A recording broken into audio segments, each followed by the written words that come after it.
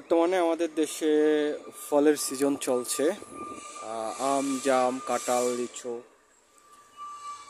বিভিন্ন ধরনের ফল আমাদের দেশে প্রায় সব ফ্যামিলি খেয়ে থাকেন, বিশেষ করে আমাদের দেশীয় ফলগুলো।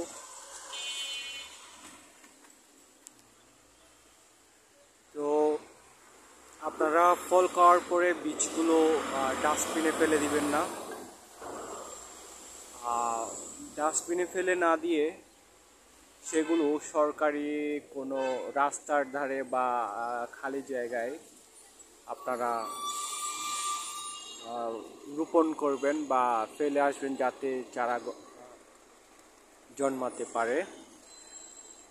কারণ আপনারা জানেন যে বর্তমানে যে হারে বৃক্ষ নিধন চলছে, যার ফলশ্রুতিতে আমরা জলবায়ুর ব্যাপক পরিবর্তন দেখতে পাচ্ছি। শীতকালে বৃষ্টি, আর বর্ষাকালে গরম, অনাবৃষ্টি।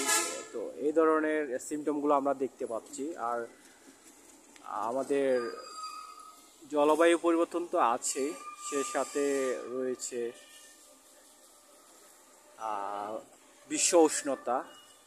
তো বিশ্ব উষ্ণতা কমানোর জন্য আমাদেরকে অবশ্যই বেশি করে গাছ লাগাইতে হবে। তো গাছ লাগাইলে আমরা বিশ্ব উষ্ণতা থেকে আমাদের আগামী প্রজন্মকে সুন্দর একটা সবুজ পরিবেশ এবং প্রশান্তির পরিবেশ উপহার দিতে পারবো। তো এই জন্য আমাদের সকলকে এগিয়ে আসতে হবে। তাছাড়া আমাদের ইসলাম ধর্মে আর একটা কথা আছে যে বৃক্ষরোপণ বা গাছ লাগানো হচ্ছে সদকায়ে জারিয়া। সদকায়ে জারিয়া হচ্ছে এমন একটি সওয়াব যেটি কোনো ব্যক্তির মৃত্যুর পর থেকে শুরু হয়ে তার মৃত্যুর পর থেকে সওয়াবেরটা তার হকের মধ্যে সংযুক্ত হতে থাকেন, আল্লাহ তাআলা সংযুক্ত করেন। সেটি হচ্ছে বৃক্ষরোপণ, অন্যতম সদকায়ে জারিয়ার মধ্যে। তো কোনো ব্যক্তি যদি কোনো গাছ লাগায়, তাহলে সে গাছের ছায়া এসে যদি কোনো ব্যক্তি প্রশান্তি অনুভব করে গরমের মধ্যে, তারপরে সে গাছের ফল বাকল দিয়ে ওষুধ বা কোনো উপকৃত হয়ে থাকে যে কিছু করেই, তাহলে তার সওয়াবের মধ্যে আল্লাহ তাআলা সদকায়ে জারিয়া অন্তর্ভুক্ত করেন। এরপরে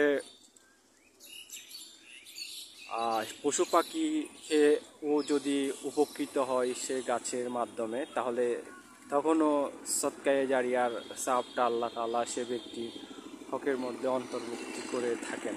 তো আমরা যদি বেশি করে গাছ লাগাই, তাহলে আমরা একই তো গরমের থেকে রক্ষা পাবো, বিশ্ব উষ্ণতা থেকে রক্ষা পাবো, জলবায়ু পরিবর্তন থেকে রক্ষা পাবো। সেই সাথে আমরা আমাদের সদকায়ে জারিয়ার যে একটা ইবাদত রয়েছে, সেই ইবাদতটাও আমরা সঠিকভাবে পালন করতে পারবো।